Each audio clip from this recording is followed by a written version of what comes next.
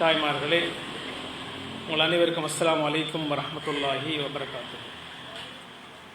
பெருநாளை நாங்கள் மிகவும் சந்தோஷமாக தேடியிருப்போம். பெருநாளைக்கு உடுப்பு தைப்பது, பெருநாளைக்குரிய சாப்பாட்டுக்கு தயாராகுவதென்று பெருநாள் ஒரு மனுஷனுக்கு கொண்டாட்டமான உணர்வை தரும். நான் அதைவிட கொண்டாட்டமான ஒரு உணர்வை தருவது நோன்பு. ரமலான் வருவது என்பது ஒரு முஸ்லீமுக்கு மிகப்பெரிய சந்தோஷமான விஷயமாக இருக்க வேண்டும். அதுதான் இயல்பான். ஒரு வியாபாரிக்கு எப்படி ஒரு சீசன் வருகிறதோ அந்த சீசனில் அதிகமாக உழைக்கலாம். இப்போ அறுவடை காலம், வெள்ளாமை வெட்டு நடக்கிற காலம்.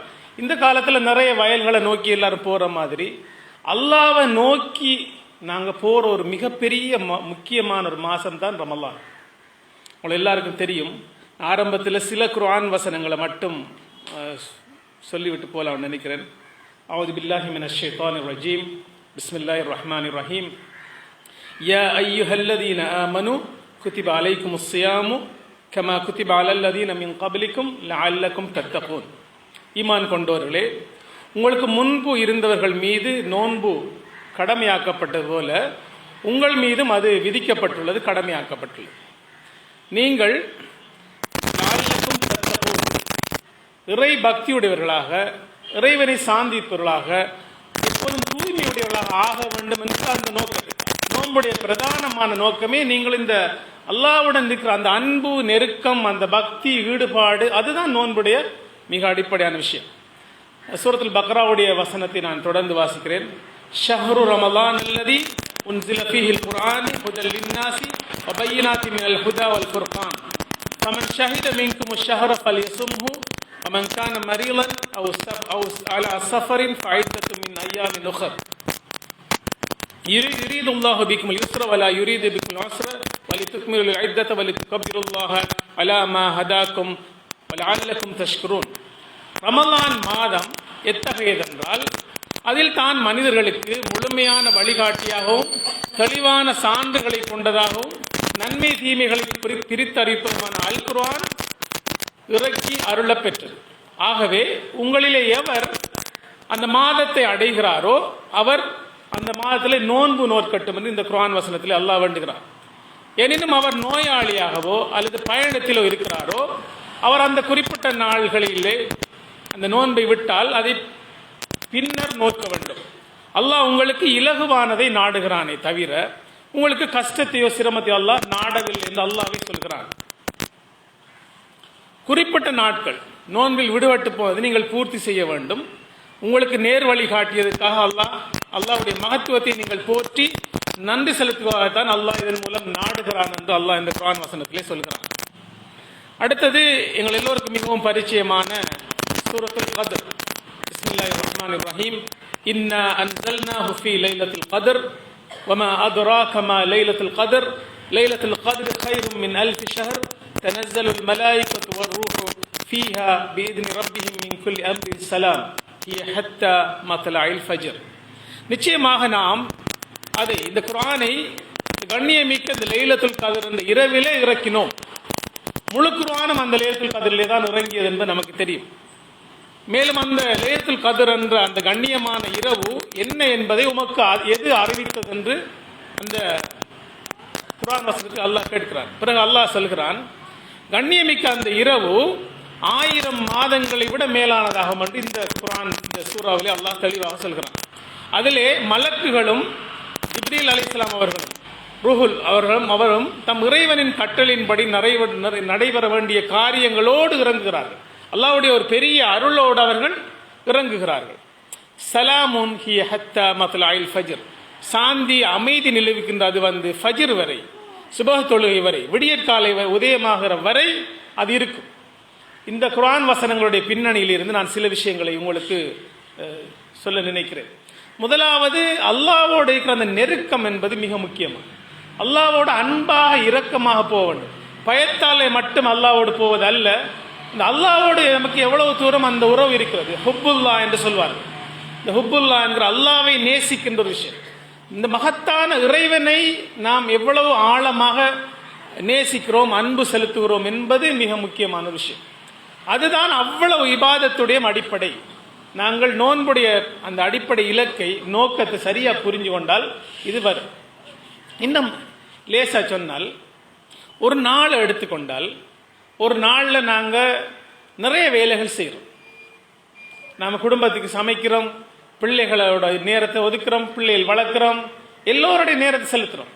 அதே மாதிரி ஒவ்வொரு நாளும் நாங்கள் சில நேரங்கள் ஒதுக்குறோம் இறைவனுக்காக, என்ன தொழுகிறதுக்காக, குர்ஆன் ஓதுவதற்காக, ஜிக்ர் செய்வதற்காக, இப்படி அல்லாஹ்வுக்கு மட்டுமான நேரமாக ஒதுக்குறோம். அதே போல அல்லாஹ்வுக்கு ஒதுக்குற நேரம் இப்படி இபாதத்துகள் நாம சொல்ல இந்த விஷயங்கள் மட்டும் இல்லை. ஒரு நோயாளியை பார்க்க போறது அல்லாஹ்வுக்கு ஒதுக்குற நேரம், ஒரு கஷ்டத்தில் இருப்பவரை பார்க்க போவது அல்லாஹ்வுக்கு ஒதுக்குற நேரம். எந்த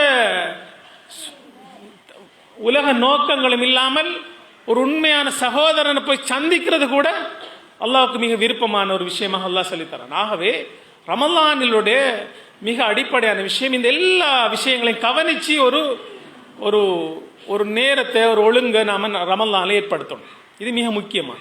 ஒவ்வொரு நாளும் முடிஞ்ச வரையில் ஒரு குறிப்பிட்ட நேரம் அல்லாஹ்வோட நான் எப்போதும் நெருக்கமாக இருக்கின்ற நேரம் ஒன்று ஆக்கிக் கொள்ள வேண்டும். அது தஹஜ்ஜத் தொழுகையாக இருக்கலாம், அது ஜிக்ர் அவுராதுகளாக இருக்கலாம், அது குர்ஆன் ஓதுவதாக இருக்கலாம், அது பள்ளிவாசல் இத்திகாஃப் இருப்பதாக இருக்கலாம், அல்லது நாங்கள் தொழும் இடங்களில் இருந்து அல்லாஹ்வுக்கு நெருக்கமாக அல்லாஹ்வை பற்றி சிந்திப்பதாக இருக்கலாம். இது யோசிக்கிறது கூட மிக முக்கியமான இபாதத் என்று இந்த மார்க்கம் சொல்லியிருக்கிறது. இது மிக முக்கியமான ஒரு விஷயம். அடுத்தது, இந்த ரமலான்ல இப்படி ஒரு நேரத்தை நம்ம கட்டாயம் ஒதுக்கிக் கொள்வது மிக முக்கியமான. அடுத்த விஷயம், ரமலான் குர்ஆனுடைய மாதம் என்பது நம்ம எல்லாருக்கும் தெரியும்.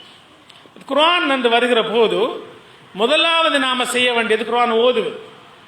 ஆனால் இதில் தான் அதிகமானவர்கள் அதிக நேரத்தை செலவழிக்கிறார்கள், ஓதுறதுல மட்டும்.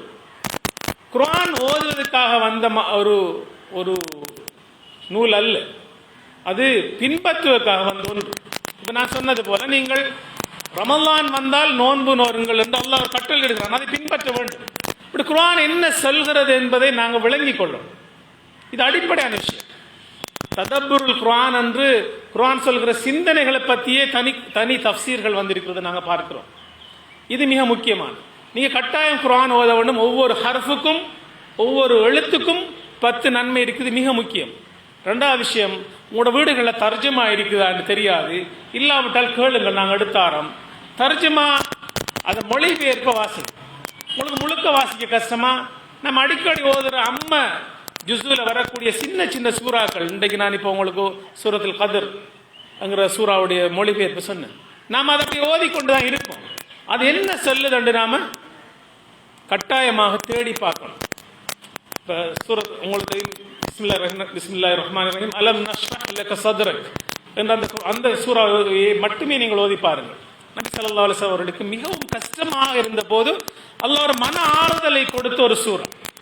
அந்த சூறா ஓதுற போது, அந்த பொருளை விளங்குற போது அல்லாஹ்வுடைய உதவி உங்களுக்கு இருக்கிறது என்று அவனுடைய மிக நேசத்துக்குரிய நபிக்கு அல்லாஹ் இறக்கிய ஒரு வசனம்.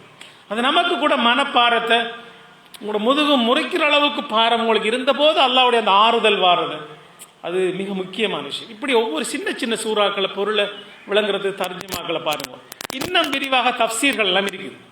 நான் சொல்ல ஒரே ரமலானுக்குள்ள எல்லாத்தையும் மொத்தமாக படிங்க, கொஞ்சம் கொஞ்சமாக நமக்கு ஏற்ற மாதிரி செய்யுங்க. இதுக்கு லேசான ஒரு விஷயம், ஒரு வெள்ளியிலிருந்து அடுத்த வெள்ளி வர ஒரு டார்கெட், ஒரு வெள்ளியிலிருந்து அடுத்த வெள்ளி லேசு நமக்கு.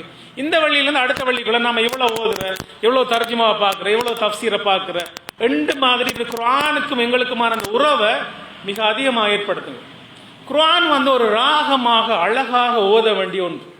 தர்ஜமா மட்டுமல்ல, தஜ்வீதோட சம்பந்தப்பட்ட பல விஷயங்கள் இருக்கு. இந்த குர்ஆன் வசனத்தை இப்படி அழகாக ஓதுவது என்பது ஒரு இனிமையான பாடல் கேட்பது போன்ற ஒன்று. அதுக்கு ஒரு சங்கீதம் இருக்கிறது குர்ஆனுக்கு. உங்களுக்கு மிகவும் பிரபல்யமான பல குர்ஆன் வசனங்கள் இருக்கிறது. அந்த குர்ஆன் வசனங்கள் ஓதுகிற போதே ஓசை, நயம், அந்த ஒழுங்கு, அழகெல்லாம் இருக்கு. நபி ஸல்லல்லாஹு அலைஹி வஸல்லம் அவர்கள் அழகாக ஓதுகின்ற சஹாபாக்களை குர்ஆனை ஓதுங்கள், நான் கேட்க விரும்புகிறேன் என்று அப்படி ஓத சொல்லி கேட்டிருக்கிறார். இன்றைக்கு போன்ல எவ்வளவு அழகான கிராத்துகளை கேட்கக்கூடிய வசதிகளும் இருக்கு. இது நம்மட மனசுக்கு ஆறுதல் தரக்கூடிய ஒன்று. குர்ஆன் என்பது நம்மட வாழ்க்கையோட பின்னி பிணைஞ்சிருக்கும் என்றால் இந்த சின்ன சின்ன விஷயங்கள் எல்லாம் நமக்கு வெளியே வரும். நமக்கு ஒரு விஷயத்துல ஆக ஈடுபாடு இருந்தால், இதுக்கு இங்கிலீஷ்ல பேஷன் என்று சொல்லுவாங்க, நல்ல விருப்பம் இருந்தா நாம் அதுல எப்பயும் நேரத்தை செலவழிக்கும். இப்போ உதாரணத்துக்கு சொல்லுங்க, நீங்க உங்களுக்கு ஒரு விளையாட்டுல விருப்பம் இருக்கணும் சொன்னா எந்த நேரம் அந்த விளையாட்டுலயே உங்களோட கவனம் போகும். இப்படி குர்ஆன்ல உங்களுக்கு இந்த ஈடுபாடு இருக்க குர்ஆனை நோக்கி நீங்க போவீங்க. அந்த லுஹா தொழுகைய பிந்தின நேரத்தில் தொழுகிறத பற்றிய சில ஹதீஸ்களை வருது. எப்படின்னு சொன்னா, அந்த தாயை பறவையை நோக்கி பிள்ளை இந்த அடுத்த சின்ன பறவைகள் போய் அடைக்கலம் தேடி போகுமே, அப்படி அல்லாஹ் அந்த சூட்டுக்கு அடைக்கலம் தேடி வாங்குற மாதிரி அல்லாஹ் நோக்கி அடியார்கள் போகிற தொழுகை என்று ஹதீஸ்கள் சொல்லுகிறது. அந்த அளவுக்கு இது மிக முக்கியமான விஷயம். அதிகமாக நான் பேசல, நம்ம லேசா பின்பற்ற ஒரு விஷயத்தை மட்டும்தான் இந்த பிரதேசத்தில் இருக்கிறது எங்களோட சகோதரிகளுக்கும் சகோதரர்களுக்கு நான் ஞாபகப்படுத்தேன். குர்ஆன் இருப்பது போல தொழுகையில நாம் மிகவும் பேணுதலாக இருக்கணும். வழக்கமாக நாங்கள் மிஸ் பண்ணாம தொழக்கூடிய தொழுகைகளாக இருக்கிறது. ஒன்று தஹஜ்ஜத் தொழுகை. தாய்மார்களுக்கு நான் அன்பா சொல்றேன், சாப்பாடு சமைக்கிறதுல தஹஜ்ஜத் நேரங்களை நீங்க அதிகமாக விரயமாக்காது.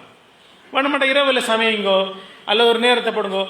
ஒரு ஆட்டிலிருந்து பால் கறக்கிற அளவுக்காவது நீங்க சின்ன ஒரு நேரமாவது தஹஜ்ஜத் தொழுங்கொண்டு ஹதீஸ்கள் வந்திருக்கு.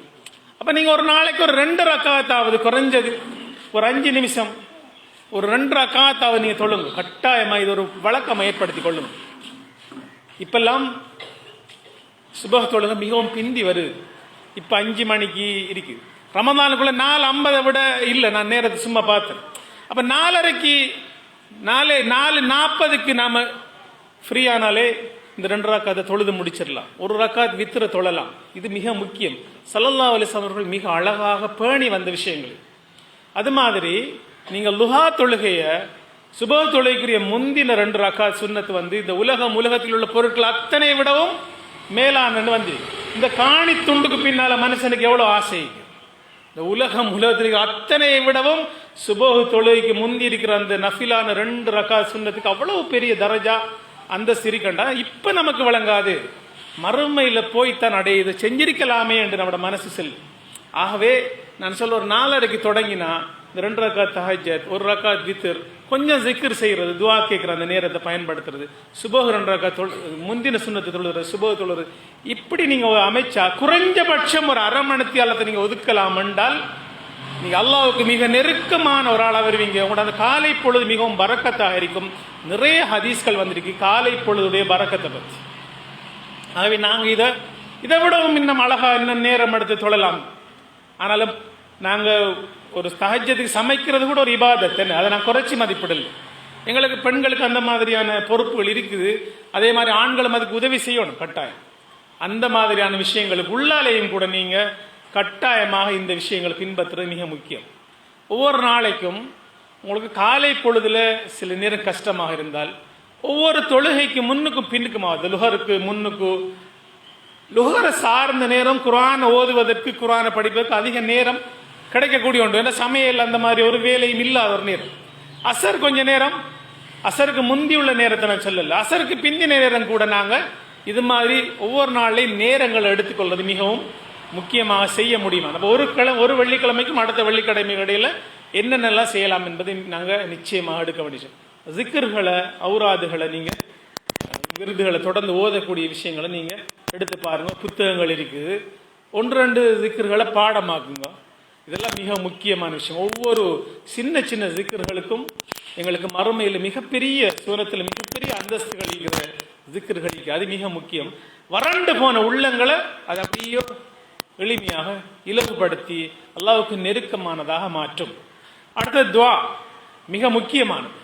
துஆக்கள் என்பது எங்களோட அல்லாஹ்வை பொறுத்தப்பட்டல அல்லாஹ் தஆலா கலா கதர்ல எல்லாம் எழுதி வச்சுட்டான். என்ன இது இப்படித்தான் நடக்கும் என்று எழுதி வச்சுட்டான். லவ்ஹுல் மஹ்ஃபூல பத்தி எல்லாம் நமக்கு தெரியும். ஆனால் 2 விஷயங்கள் அல்லாஹ் சொல்றான். நான் எழுதின விதியை மாற்றக்கூடிய ஒரு வாய்ப்பு அல்லாஹ் தாரான். நீங்க துஆ கேளுங்க, நீங்க சதக்கா செய்யுங்க, செய்ய நான் என்ன செய்வேன், அல்லாஹ்வோட நான் கேட்கறது 2ஐயும் அல்லாஹ் மாத்துறான். அல்லாஹ் விரும்பினால் மட்டும். துஆ என்பது மிக முக்கியம். ஆனா துஆ கேட்கிற நேரம் நம்ம சும்மா ஏனோ தானோன்னு கேட்கப்படாது. சும்மா நீ தந்தா தா, போனா போன்னு கேட்கிற மாதிரி கேட்கப்படாது. எடுத்த மாதிரி நம்ம ஒரு ஆள்கிட்ட போய் அப்படி கேட்டால் யாரும் பொருளை தர மாட்டாங்க. அல்லாஹ்வோட நெருக்கமாக இருந்து அதுக்குரிய ஹுர்மத்தை கண்ணியத்தை பண்ணி அல்லாஹ்வை புகழ்ந்து ஸல்லல்லாஹு அலைஹி வஸல்லம் அவர்கள் மீது ஸலவாத்து சொல்லி அந்த முறையோடு நாங்கள் அழகா துஆ கேட்டால், நம்மளோட மனசில் இருக்கிற கஷ்டங்கள் அல்லாஹ்வுக்கு முன்னிலை வச்சால் அது நிச்சயமாக அல்லாஹ்விடம் ஏற்றுக்கொள்ளப்படக்கூடிய ஒன்றாக மாறும். இது அல்லாஹ்வுடைய மிக முக்கியமான ஒரு வழிகாட்டல். நபி ஸல்லல்லாஹு அலைஹி வஸல்லம் அவர்களுக்கு தஹஜ்ஜத் தொழுகை கடமையான ஒன்றாக இருந்தது. நமக்கு சுன்னத், ஆனால் அவருக்கு கடமையாக இருந்தது. ஏனென்றால் அவர் அல்லாஹ்விடம் தான் முறையிட வேண்டும். அவர் அப்படித்தான் ஸல்லல்லாஹு அலைஹி வஸல்லம் செய்தார். ஆகவே எப்போதும் அந்த துஆ கேட்கிறத ஒரு நல்ல இபாதத்தாக பழக்கமாக நாங்கள் ஆக்கிக் கொள்ளணும். இந்த டைமில் சொல்லுவாங்க, இந்த குவாலிட்டி டைம் அண்டு இப்போ தரமான நேரம் தரமில்லாத நேரம் அண்டு வித்தியாசப்படுத்தி நேரத்தை இப்போ நேர முகாமைத்துவத்தில் சொல்லுவாங்க. அல்லாஹ் தஆலா மிகச்சிறந்த நேரங்கள்னு சொன்ன நேரங்களுக்கு துஆ கேட்பதற்கு சிறந்த நேரங்கள். ஒன்று, ஒவ்வொரு தொழுகைக்கு பின்னரும் கேட்கக்கூடிய துஆ. என்ன இப்படி தஹஜ்ஜத் நேரம் கடைசியாக அந்த சுபஹுக்கு பாங்க செல்லும் வரை உள்ள அந்த பிந்திய நேரங்கள் அல்லாஹ் நமக்கு மிக நெருக்கமாக அடியான் என்னிடம் கேட்க மாட்டானா என்று அல்லாஹ் கேட்டுக்கொண்டிருக்கிற நேரம். இப்படி பல நேரங்கள் இருக்கு. நான் இந்த விரிவா பேசல. இந்த நேரங்களை நாம் எவ்வளவு தூரம் பெருமதியாக பயன்படுத்துகிறோம் என்றது நீங்க நோன்புல அது யோசிங்க. அடுத்தது, நோன்பு என்பதில் அடிப்படையே நோன்பு தான். நோன்புங்கிற போது நோன்பு பிடிச்சதிலிருந்து நோன்பு திறக்கும் வரை உள்ள நேரத்தில் வீண் பேச்சுகளை தேவையில்லாத விஷயங்களை நாம தவிர்த்து கொள்ளணும். இது நமக்கு தெரியும். மற்றவர்களை பேசுறது, கழுவுறது, அனாவசியமான விஷயங்களுக்கு இருக்கிறது எல்லாத்தையும் நம்ம தவிர்த்து கொள்ளணும். ஒரு சபையில் இருக்கும், திடீரென்று ஒரு பிள்ளையான விஷயத்தை யாரையும் ஒரு ஆளை பற்றி பிள்ளையா கழிச்சுக்கிட்டே இருக்காருண்டா நாம மெதுவாக எழுப்பி போயிடும். நமக்கு அதை தடுக்க முடியும், முயற்சி செஞ்சு பார்க்கணும், இல்லாட்டி நாம போயிடணும். ஏனென்றால் நாம் அந்த பாவத்தை எடுக்க வேண்டிய அவசியம் இல்லை. ஆகவே இப்படி ஒரு நல்ல சூழலை உருவாக்குவது மிக முக்கியம். அது மாதிரி நம்மளோட பிள்ளைகளை, நம்மளோட உறவினர்களை இந்த நன்மையின் பால் தூண்டுவது என்பது ரமலானில் நாங்கள் செய்ய வேண்டிய இன்னொரு மிக முக்கியமான விஷயம். அடுத்தது, ரமலான்ல செய்ய வேண்டிய நான் சொன்னது போல துஆ மாதிரி சதகா. சதகா என்பது பெரிய வசதிக்காரர்கள் மட்டும் செய்வதல்ல. நோன்பு திறப்பிக்கிறதுக்குரிய நன்மையை பற்றி சொல்லும்போது ஈச்சம் ஒரு சுளையத்தான் நாம கொடுத்து நோன்பை திறப்பிக்கலாம் என்றாலும் அதுக்கு அதே தரஜா இருக்கு. நாம எல்லாரும் இதுல கவனமா இருக்கணும். என்றா இது நமக்குரியது இல்லை என்று நாம் எதையும் மார்க்கத்தில் தள்ளி வைக்கிறதில்லை. அல்லாஹ் உள்ளத்தை தான் பார்க்கிறான். அவை மிக நெருக்கமாக நாங்க அல்லாஹ்வுக்கு நெருக்கமாக மாறுவதற்குரிய மிக அடிப்படையான விஷயத்தில் ஒன்றுதான் சதக்கா, தர்மங்கள் செய்வது. இந்த சதக்கா என்பது காசு கொடுப்பது மட்டும் இல்லை. ஒரு ஆளை பார்த்து சிரிக்கிறது கூட, புன்னகை பூக்கிறது கூட சதக்கா. ஒரு ஆளுக்கு நல்ல வார்த்தைகள், இப்ப கஷ்டப்பட்டு இருக்கார் ஒரு ஆள், ஒரு ஆறுதல் வார்த்தை சொல்ல இருக்க, அது சதக்கா.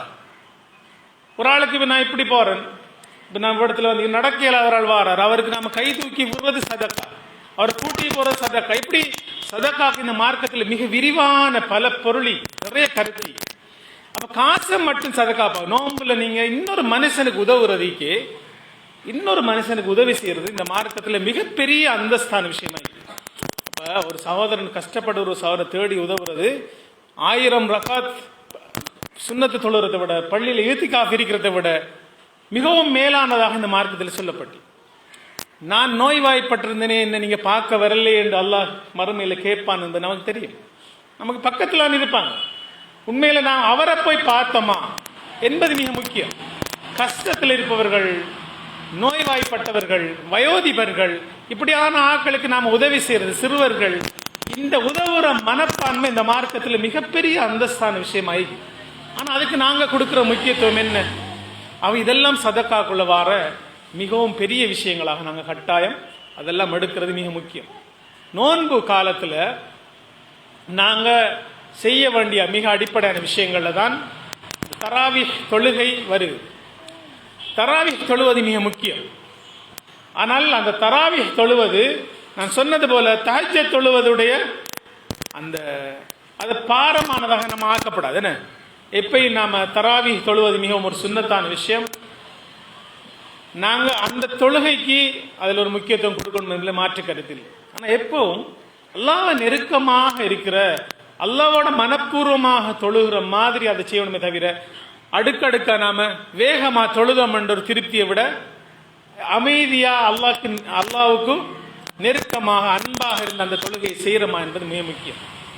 அடுத்தது தொழுகை என்று வருகிற போது முன்பின் சுன்னத்துகள் மிக முக்கியம். முன்பின் சுன்னத்துகள் உங்களுக்கு நான் அதை ஒரு லேசாக ஒரு சார்ட் போட்டு காட்டலாம். முன்னுக்கு தொழுகையில் உள்ள முன் சுன்னத்துகள், அது ரசூல் ஸல்லல்லாஹு அலைஹி அவர்கள் வழக்கமாக பின்பற்றி வந்த சுன்னத்துகள். அது 12 ரக்காத்து. மொத்தமுள்ள எல்லாத்தையும் நான் பேசல. அந்த 12 ரக்காத்துல சுபஹுக்கு முந்தி உள்ள 2, லுஹருக்கு முன்னுக்குள்ள 4, 2 இது முன்னுக்குள்ள மிக முக்கியமான. பின்னுக்குள்ளது உங்களுக்கு நான் லேசா சொல்ல, லுஹருக்கு 2, மகரிபுக்கு 2, இஷாக்கு 2. முன்னுக்கு 6, பின்னுக்கு 6. நான் சொல்ல வழிட்டேன். சுபஹுக்கு 2, லுஹருக்கு 4. லுஹருக்கு மட்டும்தான் முன்னுக்கு 4 வழக்கமான ராத்திபத்தான சுன்னத்துன்னு சொல்லுது. அடுத்து லுஹருக்கு பின்னுக்கு 2, மகரிபுக்கு பின்னுக்கு 2, இஷாக்கு பின்னுக்கு 2. இதை நாம பேணுதலா தொழுத வர முடியுமா இருந்தால் அது மிகவும் பெருமதியான விஷயம். அப்ப ஸல்லல்லாஹு அலைஹி வஸல்லம் அவர்கள் வழக்கமாக பேணி வந்த முக்கியமான விஷயங்கள் ஒன்று சுபஹுக்கு முந்தின சுன்னத், அது மாதிரி லுஹா தொழுகை, அடுத்து வித்ர் தொழுகை.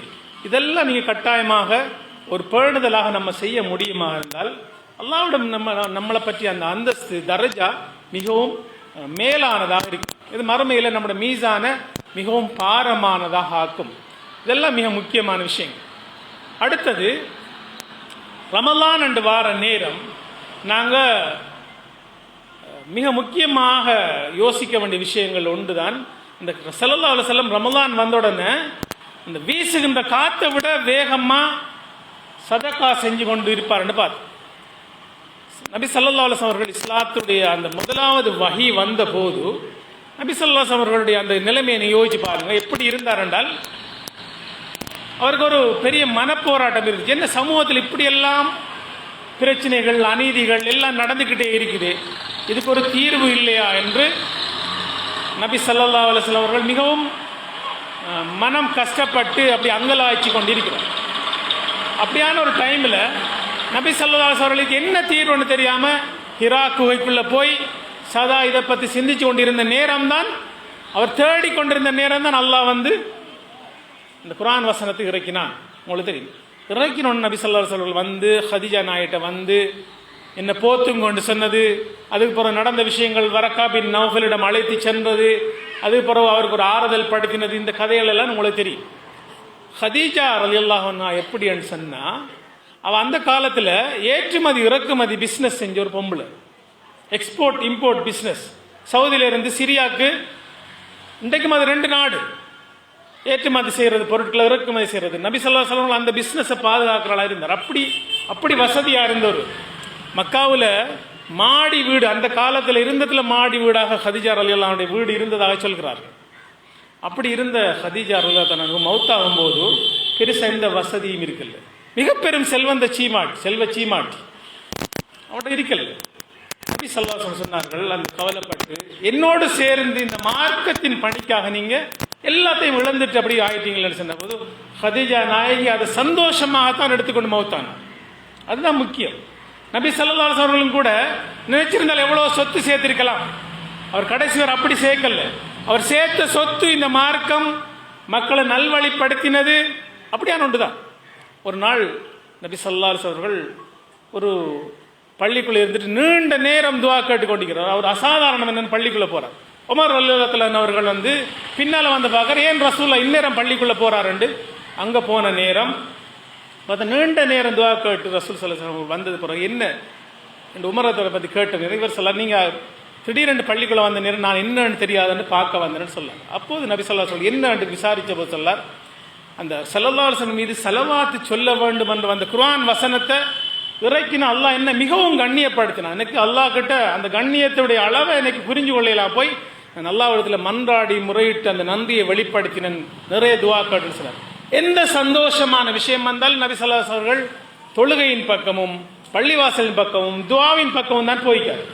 ஆக இப்படி நம்மட சந்தோஷங்களை கொண்டாடுற மாதிரி நாம ஆகணும். ரமலான நான் சொன்னது போல எல்லா நாளும் இந்த 11 மாசமும் நமக்கு நிறைய வேலைகள் இருக்குது, நிறைய விஷயங்கள் செய்யறோம். இந்த ரமலான நாம எப்பயும் இந்த அல்லாஹ்வுக்கு நெருக்கமான இபாதத்துகளால, அது அல்லாஹ்வோட சேர்ந்த விஷயங்கள், மனிதர்களுக்கு உதவுவதென்ற இந்த எல்லா விஷயங்களை செய்ய முடியுமாக இருந்தால்தான் நாங்கள் ஒரு சந்தோஷமான ஒரு மனநிலைக்கு வருவோம். மௌத்தாகிற போது கூட அது நமக்கு மன ஆறுதலை தரும். அப்போ நாளைக்கு நம்ம இன்னொரு மௌத்தாலாம், அந்த மௌத்தாரத்துடைய தயார் நிலைக்கு அல்லாஹ் நம்மளை ஆக்கணும். ஒவ்வொரு ரமலானும் அதுக்கான இடத்தை தரும். மிக முக்கியமான விஷயம், ரமலானுடைய கடைசி காலத்தில், குறிப்பாக கடைசி 10 லைலத்துல் கத்ர் பற்றிய மிக முக்கியமான ஒரு தேட்டம் நமக்கு இருக்கணும். ஒரு நாளில் மட்டும் நாங்கள் தேடப்படாது, 27 மட்டும் நாங்கள் தேடப்படாது. ஹதீஸ்களை பார்த்தால் இந்த கடைசி காலங்களை நம்ம தேடி தேடி, அதோட அர்த்தம் என்னன்னு சொன்னால், யார் தேடுவாரோ அவருக்கு தான் கிடைக்கும், யார் முயற்சிப்பாரோ அவருக்கு தான் கிடைக்கும். எதுவும் இல்லாமல் சும்மா கம்ஃபர்ட்டா, நல்ல வசதியா, சௌகரியமா அப்படி இருந்தால் ஒன்றும் கிடைக்காதுன்னு. நான் உழைச்சா தான் எனக்கு பொருளாதாரம் கிடைக்கும், எனக்கு வசதிகள் வாய்ப்புகள் வரும் என்ற மாதிரி யார் முயற்சி செய்கிறார்களோ அவர்களுக்கு தான் அது கிடைக்கும். ஆக ரமலானுடைய அந்த கடைசி 10 என்பது மிக முக்கியமானது. இந்த நான் ஏற்கனவே வாசனை சொன்னது போல, அந்த லைலத்துல் கத்ர் 1000 மாதங்களை விட சிறந்த, இந்த உம்மத்துக்கு கிடைச்சிக்கிற மிகப்பெரிய ஒரு கிஃப்ட். இடத்துல நம்மகிட்ட செல்வம், இப்போ நாங்கள் 10 லட்சம் காசு தான் ரமண்டா, இந்த 10 நாளுக்குள்ள இவ்வளோத்தையும் முயற்சிங்கடா, எல்லாரும் 10 நாளுக்கு முயற்சிப்பாங்க. அல்லாஹ் சொல்லல 365 நாள் முயற்சி செய்யுங்கன்னு சொல்லி, 10 நாள் இரவுல. அதுலேயும் உங்களுக்கு லேசா சொல்றேன், ஒவ்வொரு நாளும் நீங்க சுபஹ் வர இந்த குர்ஆன் வசனம் சொல்லு, எப்படியோ சுபஹ் வர அந்த லைலத்துல் கத்ர் இருக்கண்டா, அந்த கடைசி ஒரு மணித்தியாலம் ஒவ்வொரு நாளும் நீங்க செஞ்சாலே அல்லாஹ்வுடைய நேரடி அருள் 1000 மாதங்களோட சிறந்த அந்த நன்மை நமக்கு கிடைக்கும். அவன் லைலத்துல் கத்ரை தேடுவது, குர்ஆனோடு நெருக்கமாக இருப்பது, அல்லாஹ்வோடு நெருக்கமாக இருப்பது, இப்படியான ஒரு சீசனுக்கு தான் நாங்கள் வரோம். அல்லாஹ் மனிதனை படைத்து விட்டு ஒவ்வொரு நாளும் சுபஹ் தொழ சொல்லுகிறான். கட்டாயம் நாம படுத்துக்கிறிக்கலாம், படுக்கக்கூடாது என்பதுதான் அல்லாஹ்வுடைய நாட்டம். என்னடா, கஷ்டப்பட்டு தான் அதை நாம் அடையணும். சுபஹுடைய அந்த கஷ்டத்தை புரிஞ்சு கொள்ளணும். அதே மாதிரி ஒவ்வொரு வெள்ளிக்கிழமையும் நாம ஜும்மா தொழணும் என்று அல்லாஹ் ஆக்கிக்கிறான். ஒவ்வொரு மாதமும் நோன்பு நோற்பதற்குரிய நாட்கள் அல்லாஹ் சுன்னத்தாக நமக்கு அறிவிச்சு தந்திக்கிறான். அது மாதிரி ஒவ்வொரு வருடமும் அல்லாஹ் ஆக்கிய சிறப்பான நாட்களில் துல்ஹஜ் மாதத்துடைய முதல் 10 நாட்கள் மிகவும் சிறப்பானது, மிகவும் அருள் மிக்கது. அது மாதிரி எங்களுக்கு ஆஷுராவுடைய அந்த நாட்கள் நோன்பு நோற்பது பற்றி தெரியும். அது மாதிரி ரமலானுடைய கடைசி 10, அதிலும் குறிப்பாக லைலத்துல் கத்ர் பற்றி அந்த எண்ணம் நமக்கு மிக முக்கியம். எல்லாத்துக்கும் நாம் இப்ப இருந்தே தயாராகணும், மனசை தயார்படுத்தணும், ரெடி ஆகணும். எப்படி பெருநாளைக்கு நாம் ரெடி ஆகிறோமோ அப்படி ரமலானுக்கு நாம் ரெடி ஆகணும். நான் சில அரபு நாடுகளில் பார்த்தேன், ரமலான் நெருங்கினால் இப்படி எல்லாரும் வந்துட்டு இப்படி கூட்டமாக இருந்து சலாம் சொல்லி சந்தோஷமாக அதை பகிர்ந்து கொண்டு போவாங்க. அன்றைக்கு அது ஒரு வரவேற்பை கூட நிகழ்வா செய்வாங்க. நாங்கள் அப்படி ரமலான் வாரத்தை வரவேற்கிறது என்பதே ஒரு முஸ்லிமுடைய ஈமானுடைய அடையாளமாக இருக்கும்.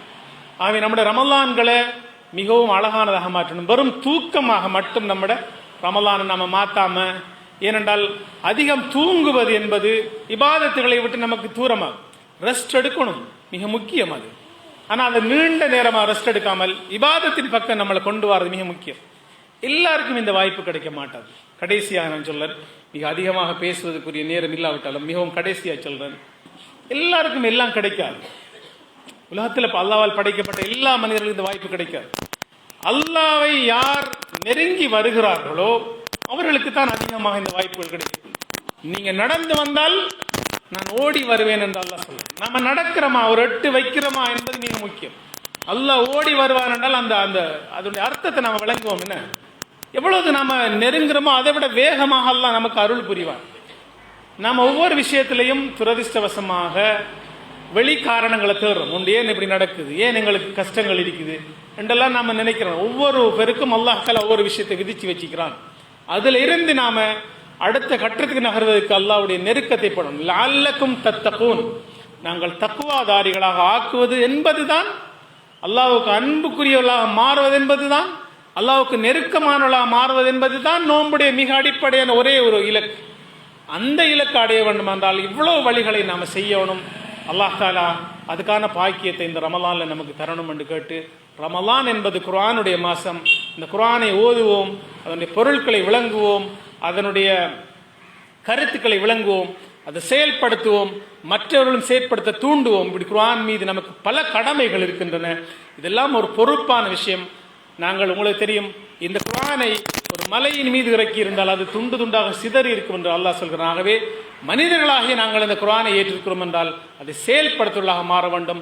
ரமலானை குர்ஆனுக்கு நெருக்கமானதாக ஆக்குவோம். அல்லாஹ் தஆலா அந்த பெரிய பாக்கியத்தை, அவனுடைய அருளின் நிழலிலே இருக்கின்ற அந்த பாக்கியத்தை நாளை மறுமையிலே அந்த அல்லாஹ்வுடைய நெருக்கத்தை பெற்று, நபி ஸல்லல்லாஹு அலைஹி வஸல்லம் அவருடைய ஷஃபாத்தை பெற்று, அவருக்கு அதிகம் செலவாத்தி சொல்வதன் ஊடாக அவரை நெருங்குகின்ற அந்த உயர்ந்த கூட்டத்தில் அல்லாஹ் தாலா நம் அனைவரையும் ஆக்க வேண்டும். அழகான ஒரு ரமலானை நாங்கள் பெற வேண்டும். பல பேர் ரமலான் இல்லாமலேயே மரணித்து போகிறார்கள். அல்லாஹ் இன்னொரு ரமலானை நமக்கு தருவதற்கு இன்னும் 10 நாட்கள் இன்ஷா அல்லாஹ் நாங்கள் காத்திருக்க வேண்டும். அல்லாஹ் தாலா அந்த பெரிய பாக்கியத்தை நம் அனைவருக்கும் தருவானாக. அல்லாஹ் தாலா நம்முடைய உள்ளங்களை விரிவானதாக்குவானாக. முழுமையாக அவனுக்கு படுகின்ற மக்களாக, அடியார்களாக நம் எல்லோரையும் அல்லாஹ் தாலா ஆக்குவானாக என்று கேட்டு, இந்த ரமலானை வரவேற்கின்ற, ரமலானை ஞாபகப்படுத்துகின்ற விஷயத்திலே பேசிய விஷயங்களிலே முடிந்தவரை சிறப்பாக செய்ததற்கு அல்லாஹ் தாலா எனக்கும் உங்களுக்கும் அருள் பாலிப்பானாக என்று கேட்டு முடிக்கிறேன். இந்த நிகழ்ச்சியை ஏற்பாடு செய்த எங்களுடைய சமூக மனித மேம்பாட்டுக்கான அமையம், இந்த பிரதேசத்தில் இருக்கிற ஆலிம் நகர் சகோதரர்கள், AKP நியூஸ் சகோதரர்கள் எல்லோருக்கும் என்னுடைய மனமார்ந்த நன்றியை சொல்லி முடிக்கிறேன். இந்த ஒவ்வொரு நிமிடங்களும் அல்லாஹ் தாலா நமக்கு பெருமதியாக தந்த நிமிடங்கள், ஒவ்வொன்றும் நம்முடைய மீசானை பாரமாக்குகின்ற நிமிடங்கள். அல்லாஹ் தாலா இப்படியான நிமிடங்களை, இப்படியான நேரங்களை ரமலானில் ஆக்குவானாக என்று முடிக்கிறேன். ஜஸாக்குல்லாஹ் ஹைரா. வாஹிர் தஅவானா அல்ஹம்துலில்லாஹி ரப்பில் ஆலமீன். வஸ்ஸலாமு அலைக்கும் வரஹ்மத்துல்லாஹி வபரகாத்துஹு. சுப்ஹானக்கல்லாஹும்ம வபிஹம்திக அஷ்ஹது அல்லா இலாஹா இல்லா அன்த அஸ்தக்ஃபிருக வ அத்தூபு இலைக்.